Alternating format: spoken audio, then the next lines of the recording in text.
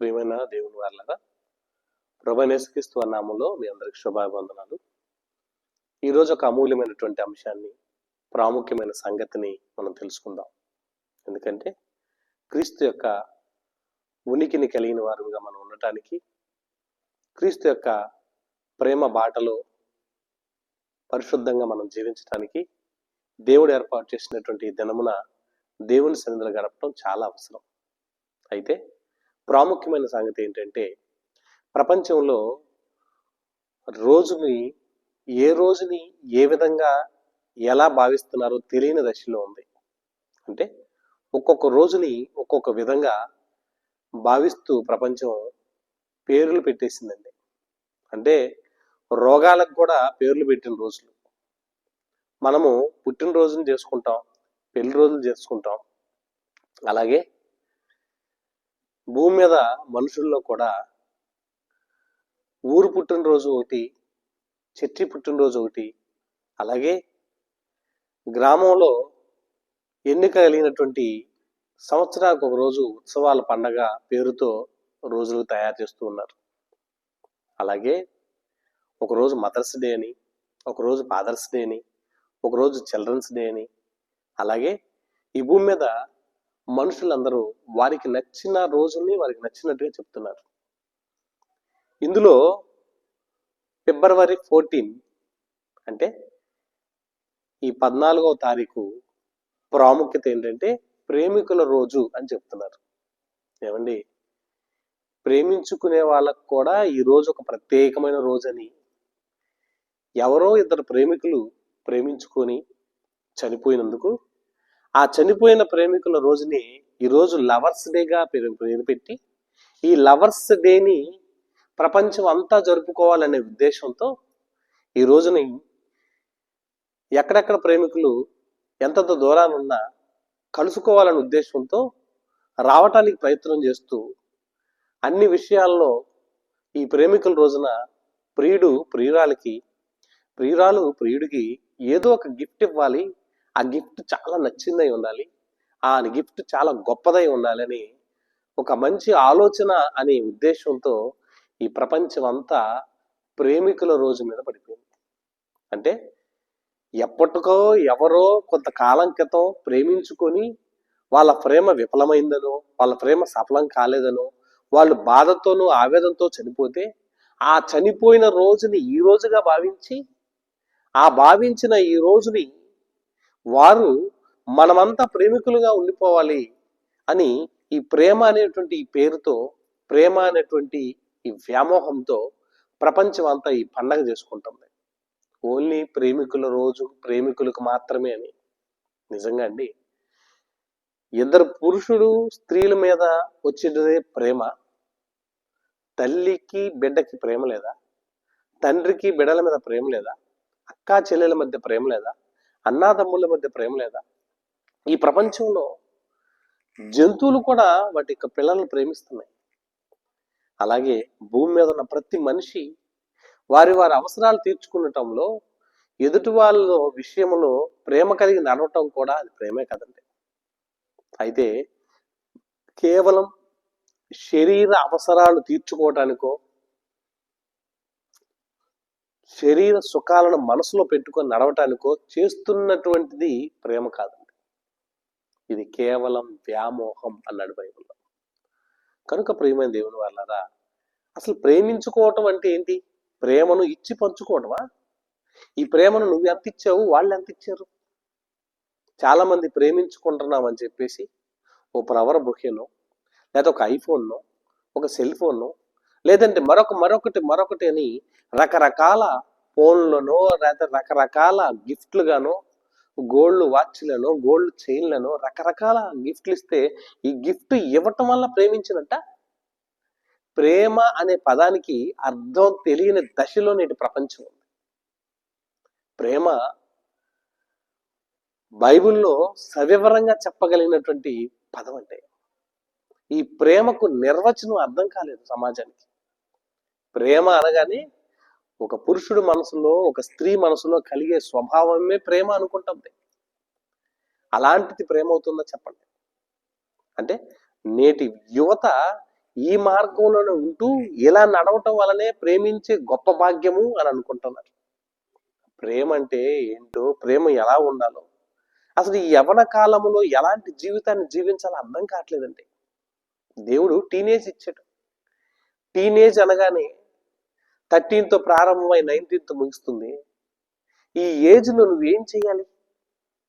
నువ్వు ఏ రంగంలో అయితే ఉన్నావో దాంట్లో బలమైనటువంటి సాధనంగా ఎదిగే రోజు ఇది, ఎదిగే కాలం, ఎదిగే సమయం. కానీ ఈ టీనేజ్లో ప్రతి యువత నేడు కాలంలో ప్రతి ఒక్కరూ వారి వారి జీవితంలో అబ్బాయి నవ్వాడనో, అమ్మాయి తను చూసి ఆనందించిందనో, పదే పదే తన వైపు చూస్తుందనో ఒక చిన్న వ్యామోహం, చిన్న ఆకర్షణ. ఈ ఆకర్షణకు లోనే ఏమంటున్నారు తెలుసా? లవ్ ఈజ్ ఫస్ట్ సైట్ అని అంటారు. అంటే లవ్ ఎట్ ఫస్ట్ సైట్ అంటే అర్థం ఏంటి? ఈ ఒక్కసారి చూడగానే కలిగే ప్రేమ అంటండి. అంటే ఒక్కసారి చూడగానే ప్రేమ పుట్టేసింది అంటండి. అంటే ప్రేమ పుట్టడానికి అందాన్ని, ఆకర్షణను, శరీర సౌందర్యాలను చూసి పుట్టేదా ప్రేమ? ఈ భూమి మీద పుట్టడానికి, ప్రేమ అనేది పెట్టడానికి ఎవరైనా ఇలాంటివి ప్రేమగా భావిస్తే అది ఎలా ప్రేమ అవుతుంది? ప్రేమ దేవుని వల్ల నేటి ప్రపంచం అంతా కూడా ఇలాగే ఈ ప్రేమ పిచ్చిలో పడిపోయి చాలా మంది యువత అండి చదువులు సరిగా చదువుకోక, కుటుంబంలో తల్లిదండ్రులు పడుతున్న బాధ, వేదన అర్థం కాక, ప్రేమించిన వాడు దక్కలేదని, ప్రేమించిన స్త్రీ తన కొరకు బ్రతకాలని, వారి యొక్క జీవితం ప్రేమకు అంకితం అన్నట్టుగా ఈ ప్రేమికుల రోజుని నడుపుకుంటూ, జరుపుకుంటూ చాలా మంది భయంకరంగా తయారవుతున్నారు. అంతేకాదండి, మరి కొంతమంది అయితే తల్లిదండ్రులు ఒప్పుకోలేదనో, బంధుమిత్రులను అంగీకరించలేదనో, ఊరి వారు వెలివేశారనో, ఈ ప్రేమికుల రోజే సరైన రోజని ఇదే రోజున ఆత్మహత్య చేసుకుంటున్నటువంటి ప్రేమికులు కూడా ఉన్నారు. ఏమండి, శరీరానికి సంబంధించిన, ఆఫ్టర్ ఆల్ శరీరంలో పుట్టే తప్పుడు కోరికలు నెరవేర్చుకునేది ప్రేమ? నీ కొరకు త్యాగం చేసేది ప్రేమ? ఆలోచించండి. ప్రేమించిన వాడు అని మీరు ముట్టు తిరుగుతున్నా ఆ ప్రేమించే పిచ్చిన వాడిని ఒక గుడ్డమ్మాయినో, ఒక కుంటమ్మాయినో, ఒక బాణ పట్టగలిగిన అమ్మాయినో, మరి దర్వాజా కూడా పట్టలేనంత లావు ఉన్నటువంటి అమ్మాయినో చూసిన వెంటనే నేను నిన్ను ప్రేమించానని చెప్పగలరా? అంటే శారీరకంగా, మానసికంగా దృఢత్వం లేని స్త్రీని, శరీరానికి అనుకూలమైనటువంటి, కంటికి అనుకూలంగా కనపడనటువంటి స్వభావాలు, లక్షణాలు ఉన్న స్త్రీని ఎవరు ప్రేమించలేదు. వీళ్ళకి ఎలాంటి ప్రేమ కావాలి తెలుసా? అమ్మాయిని చూడగానే నచ్చింది, అమ్మాయిని చూడగానే అట్రాక్షన్గా ఉంది, ఈ అమ్మాయిని చూడగానే నాకు బాగుంది అనిపించిన వాళ్ళని వెంటనే నేను ప్రేమిస్తున్నాను అని అంటాం. అసలు ఆ అమ్మాయి ఎందుకు పుట్టిందో, ఎందుకు పెరుగుతుందో, ఎందుకు జీవిస్తుందో, ఆ కుమార్తె యొక్క బ్యాక్గ్రౌండ్ ఏంటో, ఆమె యొక్క జీవితం ఏంటో నీకు తెలియదు. అసలు నువ్వెందుకు పుట్టావో, నువ్వెందుకు పెరుగుతున్నావో, నువ్వెందుకు జీవిస్తున్నావో, అసలు నువ్వెందుకు ఈ భూమి మీద ఇంకా ఉన్నావో అది నీకు తెలుసా? ఈ శరీర అట్రాక్షన్లు, ఆకర్షణల కోసం బ్రతుకుతున్నావే కానీ ఆ అమ్మాయి లేనిదే బ్రతకలేనని, ఆ అబ్బాయి లేనిదే బ్రతకలేనని ఈ తప్పుడు ఆలోచనలోకి వెళ్ళటం చాలా తప్పు కదండి. నిన్ను పుట్టించింది దేవుడు ప్రేమించటానికేనా? ఆ ప్రేమ ఎప్పుడు పుచ్చుకోవాలి? ఆ ప్రేమ ఎప్పుడు ప్రేమించాలి? అసలు ప్రేమ అనేది ఎప్పుడు పుడుతుంది? అబ్బాయిని చూడగానే పుట్టింది ప్రేమని, అమ్మాయిని చూడగానే పుట్టింది ప్రేమని, ఈ అట్రాక్షన్లో వెళ్ళిపోతూ ప్రేమ పాఠాలను నేర్చుకుంటూ, ప్రేమ పాటలే, ప్రేమ సినిమాలే, ప్రేమకు సంబంధించిన వాటినే వింటూ నేర్చుకుంటూ నేను ఎలా ప్రేమించాలి, ఎలా ప్రేమించాలి, ఎలా ప్రేమించాలని ఈ మత్తులో మాయల పడిపోయింది నేటి ప్రపంచం. అసలు ప్రేమకు అర్థం లేదండి. ప్రేమ గురించి అర్థమే తెలియట్లేదు. కనీసం మినిమం 7th క్లాస్ చదివే పిల్లలు కూడా ప్రేమించుకుంటున్నారంటే వాళ్ళకి ఏం తెలుసండి?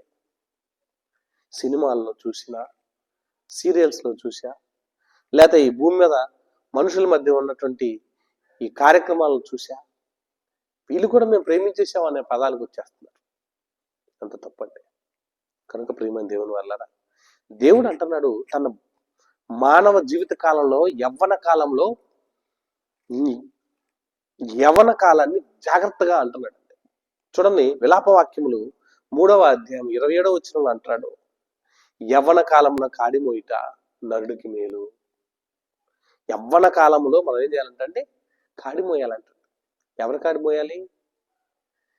దేవుని యొక్క పరిచర్యని పనిని భుజస్కంధాల మీద వేసుకొని ఈ పరిచయ నిమిత్తం పని నిమిత్తం భారము బాధ్యత కలిగి బ్రతికేవాడు ఆయన కావాలంటారు.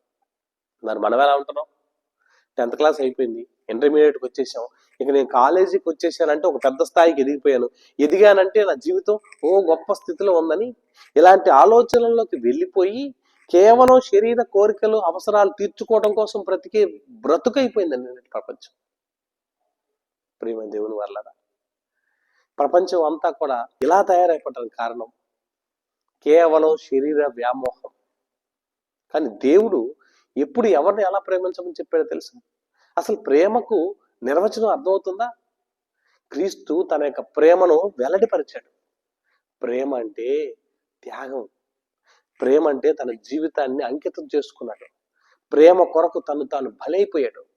ఆయన బలైపోయాడన్న సంగతి ప్రపంచానికి తెలియలేదండి. అంటే ప్రేమ వెనక ఏముందని తెలుసా? త్యాగం ఉందండి. ఈ ప్రేమ వెనక ప్రాణం పెట్టినంతటి శక్తి ఉంది ఆయనకి. అటువంటి ఆలోచన కలిగిన వాళ్ళు ఎవరన్నా? నేను ప్రేమించకపోతే ప్రాణాలు తీసేటట్టు ఉన్నాడే కానీ ప్రేమించలేదని యాసిడ్ పోసే వాళ్ళు ఉన్నారు, ప్రేమించట్లేదని కాళ్ళు చేతులు నరుక్కునే వాళ్ళు ఉన్నారు, ప్రేమించట్లేదని చంపేసే వాళ్ళు ఉన్నారు. అంటే నువ్వు ప్రేమిస్తే నిన్ను ప్రేమించాలని రూల్ ఉందా? నువ్వు ఆ అమ్మాయి నచ్చితే ఆ అమ్మాయి నిన్ను ప్రేమించాలని ఆరాటం ఉందా? ఆ ఆలోచన నీకుంటే ఆ ఎదుటి వాళ్ళకు ఉండద్దా? అసలు బైబిల్లో కూడా ప్రేమించారా అంటే బైబిల్లో ఒక ఆయన ప్రేమించాడండి. ఎవరో తెలుసా? యాకోబు రాహేల్ని ప్రేమించాడు. ఎన్నాళ్ళో తెలుసండి? ఇలా చూడగానే అలా ఐ లవ్ యూ చెప్తున్నారే, ఇలా చూడగానే అలాగా నేను నిన్ను ప్రేమించేశాను అంటున్నారే. యాకోబు ఏం చేశాడు తెలుసా? 7 సంవత్సరాలు మొదటగా ప్రేమించినప్పుడు ఆ తర్వాత వాళ్ళ మామగారు తను మోసం చేసి లేయానిచ్చి పెళ్లి చేశాడు.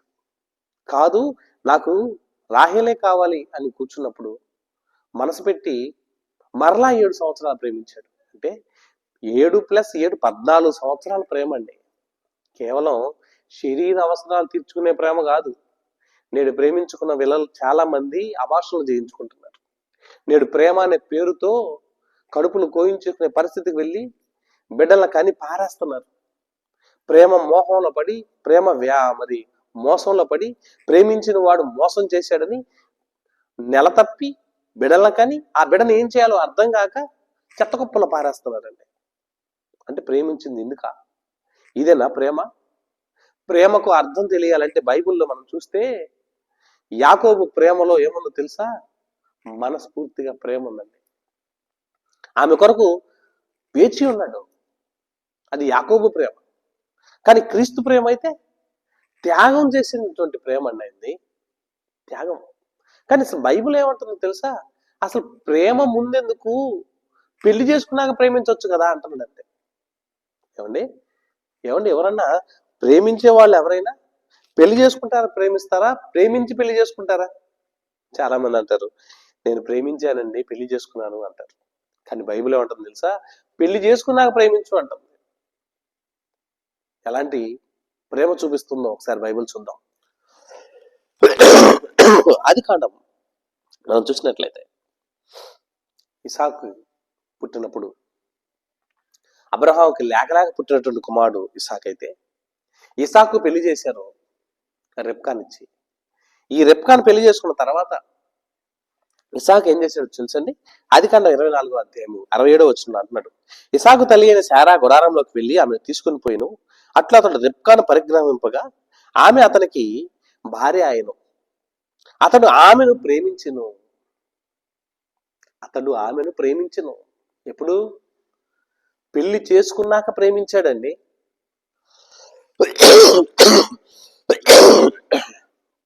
నేటి ప్రపంచం అంతా ఏమైంది తెలుసా? పెళ్లి చేసుకున్నాక ప్రేమించటం కాదు, పెళ్లికి ముందే ప్రేమ, పెళ్లికి ముందే తొందరపాటు, పెళ్లికి ముందే అన్ని. నేటి ప్రపంచం పాడైపోయిందండి, చెడిపోయింది. అందుకే దేవుడు అంటున్నాడు, ప్రేమ అనే పదానికి అర్థం తెలియనటువంటి సమాజంగా ఉండిపోయినటువంటి ఈ సమాజానికి దేవుడు వాక్యం చెబుతూ రెబ్కా విషయంలో ఇసాకు అతడు ఆమెను ప్రేమించను. ఎప్పుడు? పెళ్లి చేసుకున్నా ప్రేమించాడండి. అంటే ఈ ప్రేమలో వ్యామోహం లేదు, ఈ ప్రేమలో త్యాగం, ఈ ప్రేమలో మనస్ఫూర్తి అయినటువంటి ప్రేమ. రాహేలును కూడా యాకోబు ప్రేమించాడు. ఏం చేసాడో తెలుసండి? చేసి ఏం చేసాడో తెలుసా? తండ్రి చెప్పినట్టుగా 7 సంవత్సరాలు ఆగా, అంటే పెద్దల సమక్షంలో పెద్దల ఇష్టాన్ని అంగీకరింపజేసుకొని, అంటే పెళ్లి చేసుకోవాలనే మనసు వచ్చింది, ప్రేమించాం అనుకున్నాక చాలా మంది ఇల్లులు వాకిళ్ళు వదిలేసి, తల్లిదండ్రులు వదిలేసి వెళ్ళిపోతున్న రోజులండి ఇవి. కానీ రాహేలును ప్రేమించిన యాకోబు ధైర్యంగా అతని మామ దగ్గరికి వెళ్ళి, మామ, నేను నీ కుమార్తెను ప్రేమించాను, దయచేసి నీ కుమార్తె నుంచి పెళ్లి చేయవా అంటే ఏమన్నాడు తెలుసా? ఒకసారి బైబిల్ చూడండి, ఎంత మంచి మాట అన్నాడంటే, ఆదికాండం మనం చూసినట్లయితే 29వ అధ్యాయము 18వ వచనంలో అంటున్నాడు, యాకోబు రాహేలును ప్రేమించి నీ చిన్న కుమార్తె అయిన రాహేలు కోసము నేను 7 సంవత్సరాలు కొలువు చేసేదను అన్నాను. అంటే నా కుమార్తె నీకు కావాలంటే 7 సంవత్సరాలు కొలువు చేయి అన్నాడండి. అన్నందుకు 7 సంవత్సరాలు కొలువు చేశాడండి. అంటే ఎందుకు? ఆమె కావాలంటే ఆమెను దక్కించుకోవటానికి తల్లిదండ్రులను ఒప్పించి, తల్లిదండ్రుల సమక్షంలో వివాహం చేసుకోవటానికి. ఎంత చక్కని, ఏమండి, అంతకాలం ఓర్పుతో సహనంతో ఉండే ప్రేమికులు ఉన్నారా?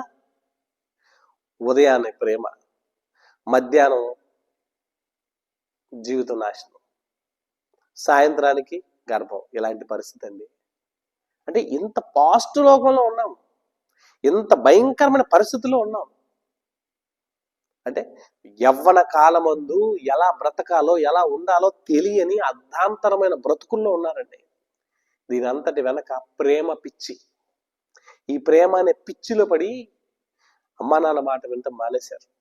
ఈ ప్రేమ పిచ్చిలో పడి తల్లిదండ్రుల యొక్క ఉద్దేశాల భావాలను నెరవేర్చడం మానేశారు. వారి కుటుంబ పరిస్థితులను పట్టించుకోవటం లేదు. అక్క చెల్లెల విషయం కానీ, అన్నదమ్ముల విషయం కానీ, భవిష్యత్తు ఏంటని కానీ, వారి కుటుంబ పరిస్థితులు ఏమవుతాయని కానీ ఏ మాత్రం లేదు.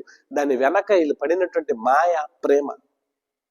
ప్రేమ అనే మాయలో, మత్తులో సమాజం, యువత నేడు నడుస్తుందండి.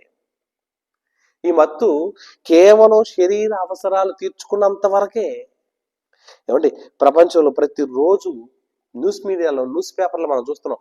ఎన్ని న్యూస్లు అంటే ప్రేమించిన వాడు మోసం చేశాడని ఆత్మహత్య చేసుకున్న యువత, అంటే ప్రేమించిన వాడు మోసం చేశాడని ఆత్మహత్య చేసుకున్నటువంటి ఒక యువత చక్కని ప్రేమ కలిగినటువంటి ఈ మాటలు, లాలన చేసేటువంటి మాటలను నమ్మి ఆ కుమార్తె నాశనానికి వెళ్ళిపోయింది, పతనానికి వెళ్ళిపోయిందండి. నేటి పరిస్థితులన్నింటిలోనూ ఎక్కడ చూసినా ఈ ప్రేమ అనేటువంటి పదానికి అర్థం లేని విధంగా బతుకుతున్నారు. కానీ బైబిల్లో ఎంత చక్కని మాటలు దేవుడు రాయించాడంటే, ప్రేమ అనే పదాన్ని మనసులో పెట్టుకొని, అంటే పైకి ప్రేమే, లోపల వ్యామోహం. యాకోబు ప్రేమించాడు 7 సంవత్సరాలు, ఆమెను ముట్టుకోలేదు, ఏమాత్రం తొందరపడలేదు, తప్పుడు ఆలోచనలోకి వెళ్ళలేదు, తప్పుడు కార్యక్రమాలు ప్రేరేపించలేదు. మరలా 7 సంవత్సరాలు ప్రేమించాడు. అంటే మామగారు మోసం చేశాడని తెలిసి పెళ్లి చేసుకున్నా కూడా మరలా 7 సంవత్సరాలు ఆమె ప్రేమను పొందుకోవాలని, ఆమెను దక్కించుకోవాలని, ఆమెతో జీవితాన్ని గడపాలని ఆమె కొరకు వెయిట్ చేశాడు. మీరు వెయిట్ చేసే వాళ్ళు ఉన్నారా? నేడు ఎదురు తిరిగే వాళ్ళు ఉన్నారు. అవసరమైతే తల్లిదండ్రులు వద్దనుకొని పారిపోయే వాళ్ళు ఉన్నారు. ప్రేమ పేరుతో ప్రపంచాన్ని నాశనం చేస్తున్న పరిస్థితులు అండి ఇవి.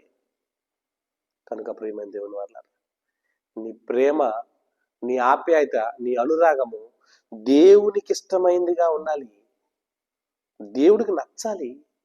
అసలు ప్రేమ అనేది బైబిల్లో దాని గురించి మాట ఎత్తితే ప్రేమకు అర్థం త్యాగం, ప్రాణం పెట్టడం. అది క్రీస్తులోనే ఉంది. క్రీస్తే ప్రాణం పెట్టిన పరిశుద్ధుడు. ప్రేమించాడంటే ఏం చేసినా తెలుసా? ప్రాణం పెట్టి అంతటి ప్రేమ అండి ఆయనది. నీ ప్రియుడు నీ కోసం ప్రాణం పెడతాడు మటుకు, నీ ప్రియురాలు నీ కోసం ప్రాణం పెట్టిద్దే మటుకండి. ప్రాణం ఇచ్చేది ఎవరండి? నీ కొరకు ప్రాణం పెట్టి చివరి రక్త బొట్టు వరకు కార్చిన ఏకైక వ్యక్తి ఎవరు తెలుసా? క్రీస్తు యేసండి. ఆయనని నిజమైన ప్రేమికుడు. ఆయన దేవుడు కూడా అంటున్నాడు, లవ్ లవ్ అంటారు. లవ్ అంటే ఏంటి? ప్రేమ. ప్రేమ అంటే ఏంటి? నీ కొరకు త్యాగం చేయటం, నీ కొరకు తను తాను బలైపోవటం. కానీ ఇక్కడ ఏమన్నా తెలుసా? నిన్ను బలి తీసుకోవటాన్ని ప్రేమిస్తున్నారు. నిన్ను బలి చేసుకోవటానికి ప్రేమిస్తున్న రోజులు ఇవి. కనుక ప్రియమైన దేవుని వల్ల నేటి యువతకు బైబిల్ చెబుతున్న ఏంటో తెలుసా? యవ్వన కాలం చాలా బలమైనది, యవ్వన కాలం చాలా పవిత్రమైంది. ఈ యవ్వన కాలాన్ని ఎవరు జాగ్రత్తగా వాడుకుంటారో వాళ్ళు గొప్పగా ఉంటారు. ఈ టైంలో ప్రతి ఒక్కరు తొందరపాటు, తొట్టిల్తారు, ప్రమాదాలకు వెళ్ళిపోతారు, నాశనానికి వెళ్ళిపోతారు. యవ్వనుడు తప్పక తొట్టిల్లును అన్నాడు బైబిల్లో. అంటే దేవుని వాక్యం నీళ్ళు లేకపోతే, దేవుని యొక్క మనసు నీళ్ళు లేకపోతే, దేవుని ఉద్దేశాలు నీళ్ళు లేకపోతే తప్పుడు ఊహలు, తప్పుడు ఆలోచనలు, తప్పుడు కార్యక్రమాలు, తప్పుడు పద్ధతుల వలన నువ్వు పాడైపోతావు. అలా పాడైపోకుండా ఉండాలనే దేవుడు తన మాటల చేత నిన్ను భద్రపరిచాడు. ఆ మాటల చేత నువ్వు దేవుని కొరకు లోబడాలంటున్నాడు. కీర్తన గ్రంథం 119వ కీర్తన 9వ వచనం మీరు చూస్తే చూడండి ఏమన్నాడు? కీర్తన గ్రంథం 119వ కీర్తన 9వ వచనం చూస్తే, యవ్వనుడా నీ యవ్వన కాలమందు యవ్వనస్తులు దేని చేత వారి నడతను శుద్ధి చేసుకుందరు? యవ్వనస్తులు దేని చేత వారి నడతను శుద్ధి చేసుకుంటారు? నడత కలుషితం అయిపోయింది, పాడైపోయింది. ప్రవర్తన బాగలేదు, నడవడి బాగలేదు, ఆలోచన బాగలేదు, తలంపులు బాగలేదు, చూపు బాగలేదు. చెడిపోయావు. చెడిపోయిన నిన్ను ఎవరు బాగు చేస్తారు? చెడిపోయిన నువ్వు ఎలా బాగుపడాలి? నువ్వు బాగుపడాలంటే, నిన్ను బాగు చేయాలంటే ఏం చేయాలి తెలుసా? దేవుడు అంటున్నాడు, యవ్వనులు దేని చేత వారి నడతను శుద్ధి చేసుకుందరు? నీ వాక్యమును బట్టి, దాన్ని జాగ్రత్తగా చూసుకున్నటను బట్టియే కదా. నీ వాక్యమును బట్టి, నీ వాక్యమును బట్టి, దేవుని వాక్యమును బట్టి వారి నడతలను సరి చేసుకుంటారంట. అంటే వాక్యం ఏం చేస్తుంది తెలుసా? నిన్ను స్కాన్ చేస్తుంది, నిన్ను పవిత్రపరుస్తుంది, నిన్ను పరిశుద్ధంగా మారుస్తుంది. అపవాది యొక్క ఉచ్చులో నుంచి, అపవాది యొక్క మాయలోంచి నిన్ను బయటకు తెస్తుందండి. కనుక ప్రియమైన దేవుని వల్ల ప్రేమికుల రోజు, ప్రేమికుల రోజు, ప్రేమికుల రోజు. ప్రేమలో ఏముందండి? నీకు ఇచ్చే ఒక పువ్వు కోసమా? నీకు ఇచ్చే కాస్మెటిక్స్ కోసమా? లేకపోతే నీకు ఇచ్చేటువంటి లిప్టిక్ల కోసమా? నీకు ఇచ్చే గోల్డ్ రంగుల కోసమా? నీకు ఇచ్చే గోల్డ్ చైన్ల కోసమా? నీకు ఇచ్చే సెల్ ఫోన్ల కోసమా? దేనికోసం అండి?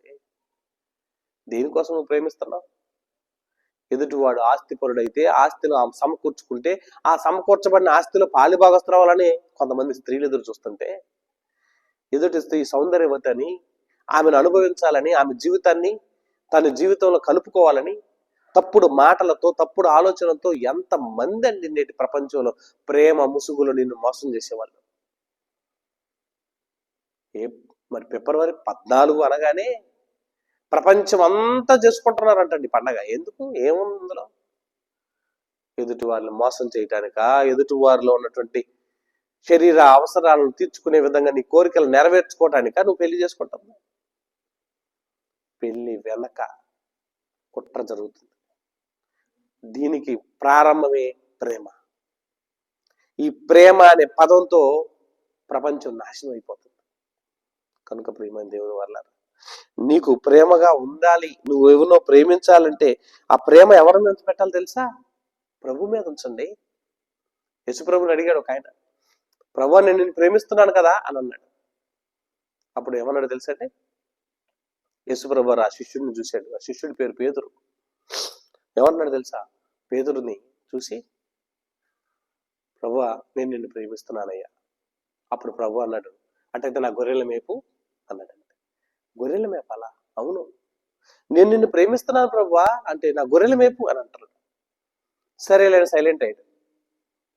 ఆ తర్వాత యేసుప్రభు కలగ చేసుకుని, యోహాను కుమారుడు అయిన సీమోను నువ్వు నన్ను ప్రేమిస్తున్నావా అని అడిగాడు. అయ్యో నేను నిన్ను ప్రేమించకపోవటం ఏంటైనా, నేను నిన్నే ప్రేమిస్తున్నాను అంటే ప్రేమలో ఒక భార్యకునో ఒక స్త్రీకునో సంబంధించింది ఇది. కేవలం భార్యలకు మాత్రమే, భర్తలకు మాత్రమే, భార్య భర్తలు మాత్రమే ఉన్నటువంటి సంగతులు తెలుసుకోవాలి తప్ప ఇంకెవ్వరికి తెలియకూడదని ప్రేమ మత్తులో ప్రపంచం మునిగిపోయింది. ఫిబ్రవరి 14 వచ్చిందనగానే ఎక్కడలేని సంతోషం, ఎక్కడలేని ఆనందం. నువ్వు ప్రేమించిన వాడు ఎక్కడున్నా నీకు లవర్ పంపిస్తాడు, నువ్వు ప్రేమించిన వాడు ఎక్కడున్నా నీకు గిఫ్ట్ పంపిస్తాడని. గిఫ్ట్ల కోసం, అవసరాల కోసం చేసేది ప్రేమ కాదండి. ప్రేమ అంటే ఏంటి? అనేక మంది పెద్దల సమక్షంలో, తల్లిదండ్రుల సమక్షంలో అన్ని విషయాలను సక్రమంగా అందరినీ ఒప్పించి వాక్యం కొరకు బ్రతికే గొప్ప శక్తి ప్రేమ. అంతే కదండి. క్రీస్తు అనే అంతటా ఆయన కూడా దేని చేత ఆయన బ్రతకబడ్డాడు తెలుసా?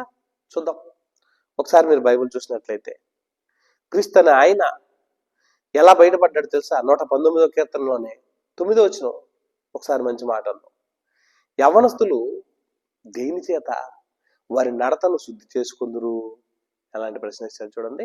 యవ్వన కాలంలో ఉన్నటువంటి యవనస్తులు దేని చేత వారి నడతను శుద్ధి చేసుకుంటారు? ఏం చెబితే, ఏం చేస్తే వాళ్ళ నడక శుద్ధిగా ఉంటది అంటూ మంచి మాట అన్నాడు. యవ్వనులు దేని చేత వారి నడకను శుద్ధి చేసుకుందరు? నీ వాక్యమును బట్టి, దాన్ని జాగ్రత్తగా చూసుకుంటాను బట్టియే కదా. ఏం చేయాలంటండి? దేవుని వాక్యమును బట్టి దాన్ని జాగ్రత్తగా చూసుకుంటూ దేవుని యొక్క కరపత్రములు మరి పుస్తకాలు కొనుక్కొని విని చదివితే కదా. ఎంత గొప్పగా రాశాడు. కనుక ప్రియమైన దేవుడు, ఈ భూమి మీద నీకంటూ ఒక సంతోషం, నీకంటూ ఒక ఆనందం, నీకంటూ ఒక గొప్ప భాగ్యం కలిగింది కాబట్టి దేవునికి కృతజ్ఞతలు చెప్పడానికి సిద్ధపడ్డాం. ఈ దినం జరిగిన ఈ కూడికలో, ఈ దినం జరుగుతున్న ఈ కార్యక్రమంలో నీవు నీ జీవితం దేవుని కోసం బ్రతకాలని ఒక తీర్మానం నీకుందా? ఆలోచించండి ప్రియమైన దేవుని వల్ల. ప్రేమికుల దినోత్సవం అని చెప్పుకుంటున్న మనకు ఆ ప్రేమకు నిర్వచనం తెలియకపోతే వ్యర్థం. అసలు ప్రేమ అంటే ఏంటో కొరింథీయులకు రాసిన మొదటి పత్రిక 13వ అధ్యాయం ఎంత మంచి మాట రాశాడండి. కొరింథీయులకు రాసిన మొదటి పత్రిక 13వ అధ్యాయం మొదటి వచనం మనం చూసినట్లయితే ఏమన్నారో తెలుసండి? ప్రేమ అనేది ఉప్పొంగదు, ప్రేమ అనే దానికి ఎలాంటి గౌరవ మర్యాదలు, ఎలాంటి గొప్పతనం ఉందో దేవుడు రాయించాడండి. ప్రపంచం అంతా కూడా ఈ ప్రేమ ముందు ఓడిపోవాల్సిందే. ప్రపంచం అంతటికి తెలియజేశాడండి. మనుషుల భాషలతోనే నేను, దేవదూతల భాషలతోనే నేను మాట్లాడినాను, ప్రేమ లేని వాడనైతే పెద్దుణ్ణి అంటున్నాడు. ఆ ప్రేమ దేని గురించి? ఒక అబ్బాయి అమ్మాయి మధ్య కలిగేటువంటి ఆకర్షణ కలిగిన ప్రేమే ప్రేమ అనుకుంటే మోసం, మోహం, భయంకరం. అది కాదండి ప్రేమ, అది కాదండి అట్రాక్షన్. అది ప్రేమని అనుకోవటం మోసం. మరి రాహేల్ అక్కడ ప్రేమించింది కదండి, యాకోబు ప్రేమించాడు కదండి. యాకోబు నీలాగా తొందరపడలేదు, యాకోబు నీలాగా ఎటువంటి తప్పుదం చేయలేదు, యాకోబు తల్లిదండ్రులు తెలియకుండా పెళ్లి చేయలేదు. యాకోబు దేవుడు చెప్పిన మామగారు చెప్పిన ఆర్డర్కు లోబడి 7 సంవత్సరాలు కొలువు చేశాడు. మరలా 7 సంవత్సరాలు కొలువు చేసి 14 సంవత్సరాలు కొలువు చేసినటువంటి మంచి అమర ప్రేమికుడు. అంతటి ప్రేమ అనేది ఒక స్త్రీ కోసం ఆగే మంచి మనసు. మనకు అలా కాదండి. ఎలాంటి పరిచయాలు, ఎలాంటి జీవితాలు ఏమైపోతున్నారో తెలియక అమర్యాదగా, అగౌరవంగా జీవిస్తూ కేవలం శరీర అవసరాలు తీర్చుకోవటం కోసం మాత్రమే బతుకుతున్నది ప్రేమ అంటుంది. కానీ బైబిల్ అంటున్నాడండి. చూద్దాం. కొరింథీయులకు రాసిన మొదటి పత్రిక 13వ అధ్యాయంలో 4వ వచనం అన్నాడు, ప్రేమ దీర్ఘకాలము సహించును. చూడండి ఏమన్నాడు? ప్రేమ దీర్ఘకాలం సహించును, దయ చూపించును, ప్రేమ మత్సరపడదు, ప్రేమ డంబంగా మాట్లాడదు. ఇంకేమన్నాడు? అది ఉప్పొంగదు, అమర్యాదగా నడవదు, స్వప్రయోజనాన్ని విచారించకూడదు, త్వరగా కోపపడదు, అకారమును చూడండి అపకారమును మనసులో ఉంచుకొనదు. ఇంకేమన్నాడు తెలుసా? అపకారమే ఉంచుకోవటం కాదు, దుర్నీతి విషయమై సంతోషపడక సత్యమందు సంతోషించండి, అన్నిటినీ ఓర్చును, అన్నిటికీ తాళకొనుము, అన్నిటిని నమ్ముము, అన్నిటిని నిరీక్షించును, అన్నిటినీ ఓర్చును, ప్రేమ శాశ్వత కాలముండును. అన్నిటిని ఓర్చుకుంటది, అన్నిటిని లోపరుచుకుంటది, అన్ని పైన కూడా ప్రేమ శాశ్వత కాలముండును. ప్రేమకు అంతం లేదా? లేదండి. కనుక ప్రేమైన దేవుని వల్ల ఎంత గొప్పగా దేవుడు మాట్లాడతాడు. నీ గురించిన ప్రేమ అంత ఉందా? నీ గురించిన ప్రేమ అంత గొప్పగా ఉందా? ఆలోచించండి. కనుక ప్రేమైన దేవుని వల్ల దేవుని వాక్యం వింటున్నామని కాదు, కానీ దేవుని మనసు అర్థం కావట్లేదు సమాజానికి. దేవుడు లోకమును ఎంతో ప్రేమించను అంటే, ప్రేమించటం అంటే ఏంటి? ఇంకా అబ్బాయి అమ్మాయి మధ్య ఉన్నటువంటి ఇదే ప్రేమ? బైబిల్లో దేవుడు స్పష్టంగా చెప్తున్నాడు, ప్రేమ అనే పదానికి అర్థం త్యాగం. నీ కొరకు బలైపోవటం, తను తాను బలి చేసుకోవటం. ఎంత గొప్ప ప్రేమ! మన ప్రేమ ఉంది, అవసరాలకు ప్రేమించే ప్రేమ. కానీ క్రీస్తు ప్రేమ విడువని ప్రేమ, తరతరాలకు మారని ప్రేమ, తరతరాల తర్వాత తన సన్నిధిలో ఉంచుకునేటువంటి ప్రేమ, నీ కొరకు ప్రాణం పెట్టిన ప్రేమ, నీ కొరకు బలైపోయిన ప్రేమ. ఎంత గొప్పగా! కనుక ప్రేమ దేవుని వల్ల దేవుడు ఏర్పాటు చేసినటువంటి ఈ దినమున ప్రేమికుల రోజు అని చెప్పుకొని ఒక ఫ్లవర్ ఇద్దాము, క్యాండిల్ ఇద్దాము, లేకపోతే ఒక కొత్త బైబిల్ కొనిద్దాము, లోక సంబంధమైనటువంటి ప్రతి దానిలో పాల్గొందాము. ఎంత తప్పండి! కనుక దేవుడు నిన్ను హెచ్చించాలంటే, దేవుడు నిన్ను గౌరవించాలంటే, నీ ప్రేమలో నమ్మకత్వాన్ని నిలబెట్టుకో. నీ ప్రేమలో ఆప్యాయత అనురాగాలతో మరి సర్వించే. ఎంత గొప్పగా నువ్వు ప్రేమిస్తావో దేవుడు నిన్ను అంతకంటే అధికంగా ప్రేమిస్తాడు. ఆయనకు తెలియనిది ఏముంది? ఆయనకు దక్కనిది ఏముంది? ఆయనకి ఈ లోకంలో రానిది ఏముంది? ప్రేమ దేవుని వాళ్ళరా, ఎంత గొప్ప ప్రేమ కలిగిన దేవుని పిల్లలమైంది, ఎంత గొప్ప దేవుని జ్ఞానాన్ని ఎరిగిన వాళ్ళమైంది మనం. ప్రేమ ముసుగులో, ప్రేమ బాటలో, ప్రేమ పిచ్చిలో ప్రపంచాన్ని నాశనాన్ని తీసుకెళ్లి త్రోవలో మనం ఉండటం సమంజసం కాదు. కనుక ఇంకెవరైతే క్రీస్తునందు అంగీకరించబడలేదో తగిన నిర్ణయం తీసుకోండి. ప్రాణం పెట్టింది ప్రభువు మాత్రమే, స్నేహితుడు కాదు. ప్రాణం పెట్టింది నీ కొరకే, ఆపద కొరకు కాదు. ఎంతటి గొప్ప ప్రేమికుణ్ణి, ఎంతటి గొప్ప ఆప్యాయత అనురాగాలు కలిగిన వ్యక్తిని పోగొట్టుకోవడం చాలా కష్టం. కనుక దేవుడు తన జీవితకాలం అంతటిని విడువక ఎడబాయక ప్రేమించాడు. ఆ ప్రేమ నీలో కూడా పెట్టాడు. ఆ ప్రేమతో నువ్వు ఆలోచించు, సమస్తము బాగుపడతాయి, సమస్తము ఆశీర్వదించబడతాయి, సమస్తము ఆధిక్యతలో ఉంటుంది. కానీ ఎలా చేద్దాం? మీ ఆలోచన ఏంటి? ఆలోచించి దేవుని వాక్యం కొరకు బ్రతకటానికి నిర్ణయించుకోండి. కళ్ళు మూసుకోండి, ప్రార్థన చేసుకుందాం. జీవము కలిగిన మా తండ్రి, నీ కొందనాలు. ఇంతబడిన మాటల్లో అపవాది దోషములను భరించు. నీ కొరకు నిలబెట్టినందుకు స్తోత్రాలు తండ్రి. నీ వాక్య ప్రకారంగా బ్రతుకుతూ ముందు సాగే శక్తిని, బలాన్ని ఇవ్వమని, అత్యధికమైన కృపలో పాత్రలుగా చేయమని మా ప్రియుడు, మా ప్రభు, మా రక్షకుడైన క్రీస్తు వారి పరిశుద్ధ నామమున ప్రార్థిస్తూ వేడుకొంచున్నాము తండ్రి. ఆమేన్. తండ్రి అయిన దేవుని ప్రేమ, కుమారుడైన యేసుక్రీస్తు వారి కృప, పరిశుద్ధాత్మ దేవునికి నిత్య అన్యోన్య సహవాసము ఇప్పుడు ఎల్లప్పుడూ సదాకాలం తోడుగోని దీవించి ఆశీర్వదించి ప్రభు మహిమ పొందును గాక.